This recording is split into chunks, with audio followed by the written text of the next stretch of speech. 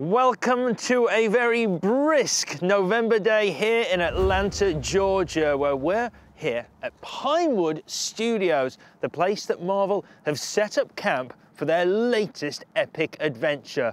They've leveled cities in the Avengers, they've flung us to the far corners of the galaxy in Guardians, and now they're set to make their universe a whole lot bigger and simultaneously smaller.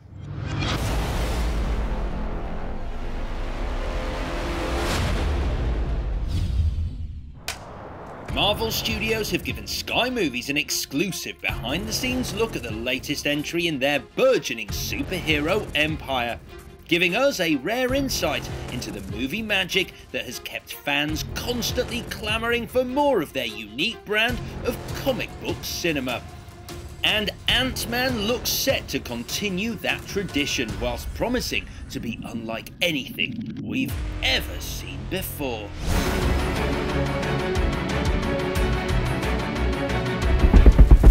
At the start, he's getting out of prison and ready to get on with his life and try and reconnect with his daughter, who he hasn't seen in a few years. Scott winds up kind of resorting to his thieving ways. You come to learn that it's all kind of being orchestrated by a guy named Hank Pym. Hank Pym is a brilliant, if I do say so, scientist who has developed a serum. This serum allows a human being to reduce to the size of an ant, just like that. Well, Hank Pym had created this thing, the Pym particle, which is what powers the Ant-Man suit and allows you to shrink. And it's a much sought-after technology that he's hidden away over the years. His former protege, Darren Cross, is on the cusp of actually having the breakthrough of replicating that formula, but he's gonna weaponize it. You tried to hide your suit from me. Now, it's gonna blow up in your face. Hank can't allow it to get out, so he wants to pull off this heist, a very elaborate heist, into his old company, Pymtech, to steal the technology back. My days of breaking into places and stealing stuff are over. What do you want me to do? I want you to break into a place and steal some stuff. I need you to be the Ant-Man. If there's one thing every superhero needs, it's a cool costume to fight crime in, and Ant-Man is no exception.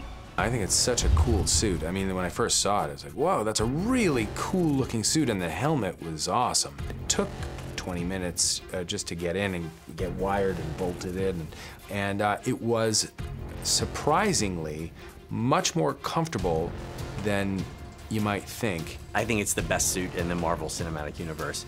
The cool thing about it, it feels like it's a relic from another era. It's leather and there's scuffs and dents on the suit, and it really sort of implies this whole history that the Hank Pym version of Ant-Man had. So there's real history to it. It's also one thing to design a suit like that on the page and make it beautiful. But what Sammy and Ivo did was, I can kind of not even comprehend it. With that in mind, I decided my first port of call should be the costume department, where designer Sammy Sheldon and head speciality costume creator Ivo Coveney showed me just how much work goes into making a superhero look the part. Guys, first of all, thank you. This is rather wonderful. Tell me first of all about the concept of the Ant-Man suit and where that comes from.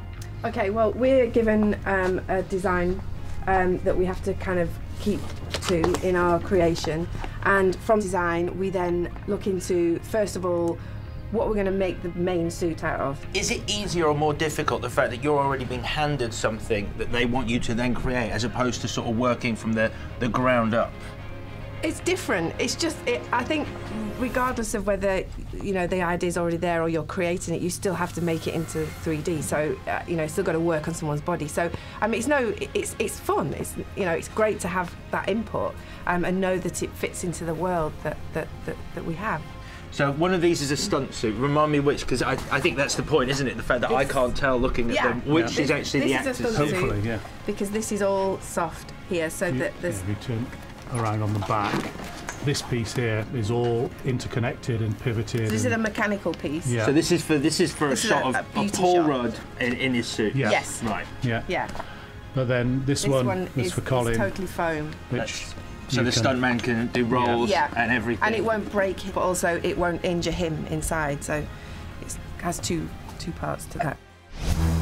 In the right hands, the relationship between man and suit is symbiotic. The suit has power. The man harnesses that power. You need to be skillful, agile, and above all, you need to be fast. You should be able to shrink and grow on a dime, so your size always suits your needs. Now dive through the keyhole, Scott. You charge big, you dive small, then you emerge big.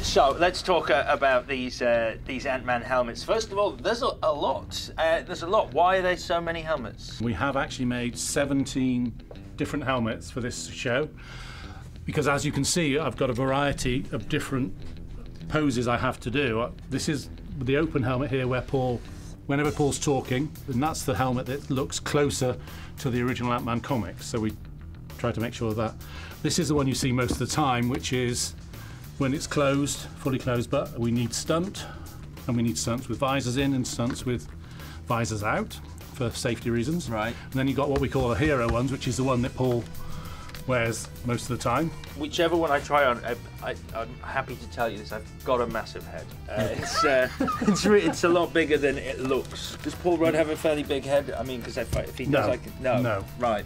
But it's also, even on Paul's quite small head, we have to flex it to get it on. Okay. So we're going to end up snapping an expensive that's piece all right. of... We've got some spare at the moment. Okay. Let's see what happens. Right, you ready? Yeah. See? Is that all? There you go. See, once it gets past the point, then it's okay. You're screwing me in. Oh, yes. It's obviously a little scary. No, it's okay. It's more, with the stuntmen, we don't have to do that because we need to get them out sometimes in a hurry. But...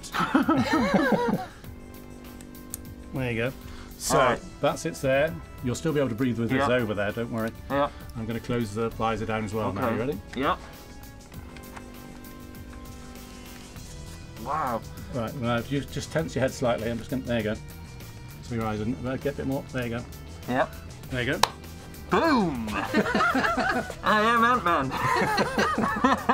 I can understand why it needs to come back. It's very difficult to emote under here, because what you can't see is I'm crying because it's so painful. It's not at all. This is great. And then, but how do I look? You look great. Honestly, it actually fits well. With the hair. The hair's a nice look. Yeah.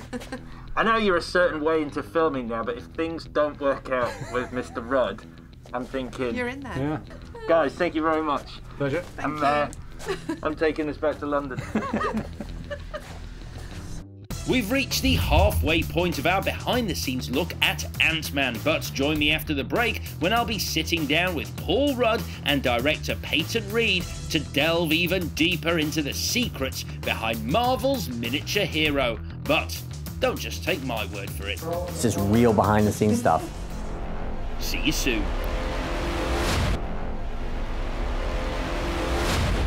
When it comes to comic book adaptations, we've grown accustomed to Marvel delivering superhero spectacle on an epic scale. But this time, they're bringing us something much, much smaller. And cut it! And I've come to the set of Ant-Man in Atlanta, Georgia, to discover how Marvel are aiming to raise the bar yet again.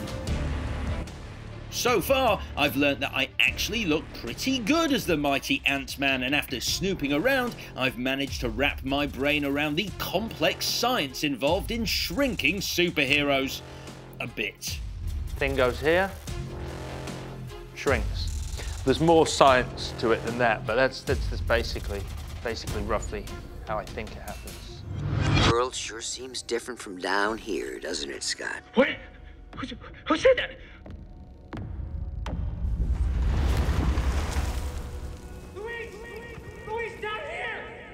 It's a trial by fire, Scott. Or in this case, water.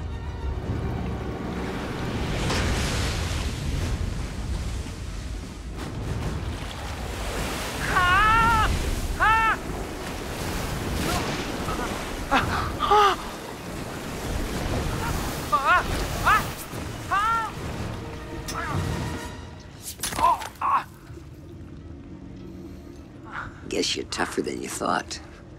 Now it's time to meet the man who's filling Ant-Man's tiny shoes, and I know just where to find him.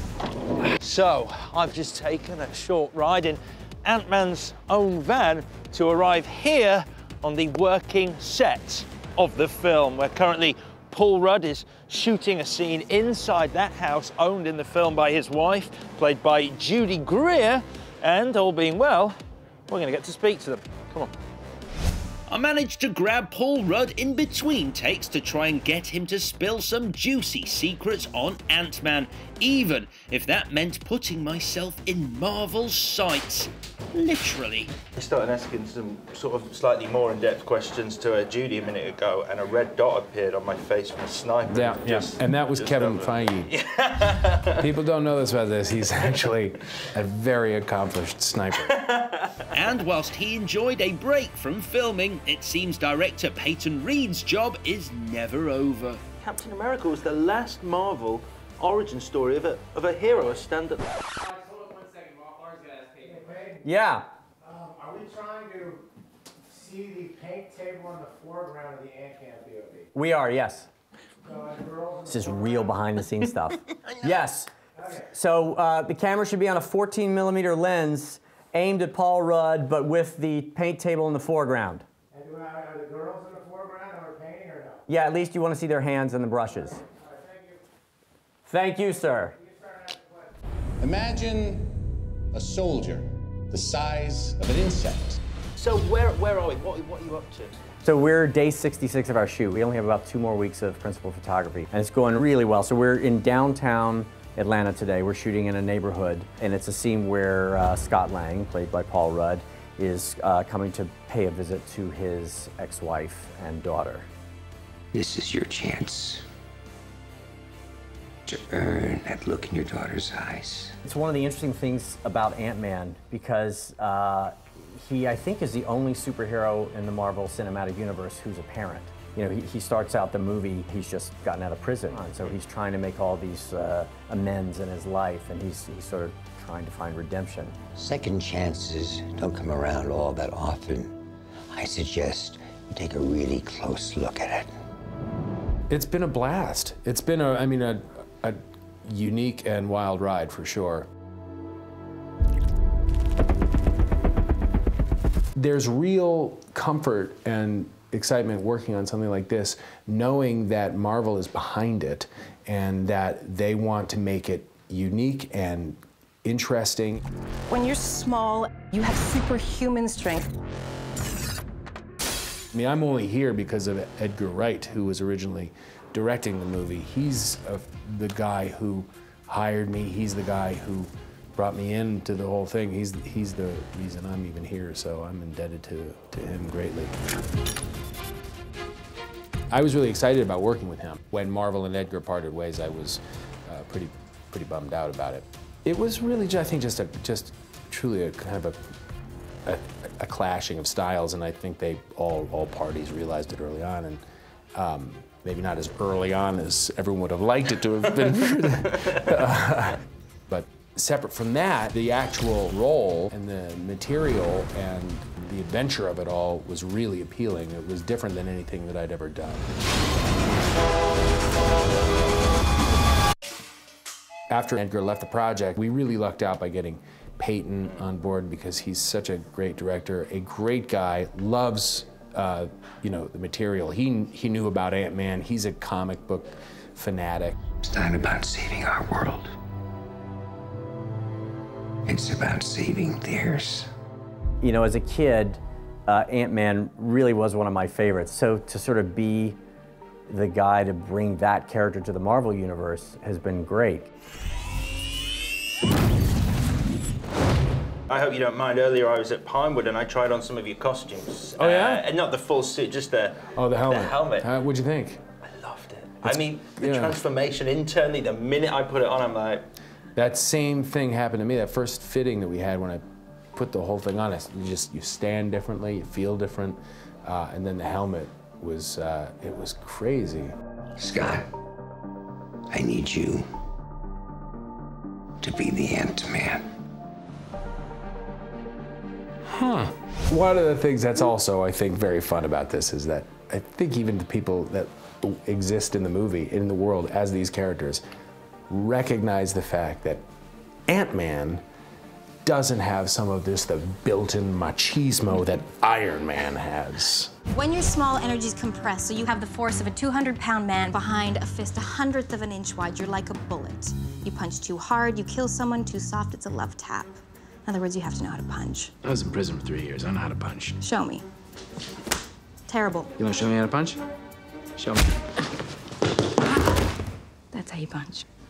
The training aspect, some of the action stuff and the things that I've had to do to get ready for it, that's different. I hadn't really done that before. And that's been fun and challenging and exhausting at times and a bummer at times because, you know, I haven't had a carbohydrate in a year. I mean, it's kind of a drag.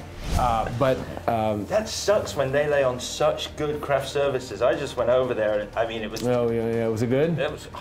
a lot of carbs, though. I mean, I had pasta and rice in the same bowl. Oh, yeah, I've had a few raw almonds. That's what I've gotten from craft service. Ant-Man's powers are potentially the most silly powers of any Marvel character. You could look at that thing and say, well, how is that going to be cool? That's ridiculous. But the movie absolutely answers that question. These are your greatest allies. You're kind of cute. Whoa. I shrink. Oh, and I can also talk to ants. And there's nothing sexy about that. There's nothing cool sounding about any of that. When I told my son, who was 9, I was very excited. I got a part in this movie. I said, guess what? I'm gonna play a superhero. And he's 9. I'm like, that's the target. You know, that's the coolest. And he said, who are you going to play? And I said, Ant-Man. And he said, what? Ant-Man? And I said, uh-huh. And he said, well, I can't wait to see how stupid that'll be. I was he's 9. One question. Is it too late to change the name? And with that, my time here on the set of Ant-Man in Atlanta, Georgia is done. I'm heading back to the airport and very kindly, Paul Rudd has lent me Ant-Man's van to drive back in. Now, where did I put the keys? Oh, there they are. Bye-bye. That's officially it. That is the end, the wrap on principal photography for Ant-Man. Thank you all. Looking back on the movie, it was really fun to make. I mean, it happened so quickly and it gave us all this sort of energy that it was a really collaborative thing. You know, the actors, we all worked really heavily to continue working on the script and it was fun, which was kind of counterintuitive to me because it's a huge movie. It's a huge, small movie. My best memory on the picture was if I had a break from shooting, I would go, there were 4 units filming. So I would go down to another stage, to the 2nd unit, and that's where the stuntmen were working. Or you go across the street to another stage, the 3rd unit, and that's where the special effects, where all the green screen stuff was going on. And then finally, the 4th was the macro, the ants' perspective, which was incredible. When you see the movie, it just is amazing. And I think for me, that was the most satisfying experience, is understanding how this company puts together all these units together. And then they end up with the product they've got now. When I look back on this one, I will look back to how long the entire process was and the focus that I had with it. I think I worked harder on this than anything that I've ever done. And I loved making it. But it wasn't like, oh, I popped in and did a movie for a few months, which is often the case. This was 2 years. And I found it incredibly rewarding.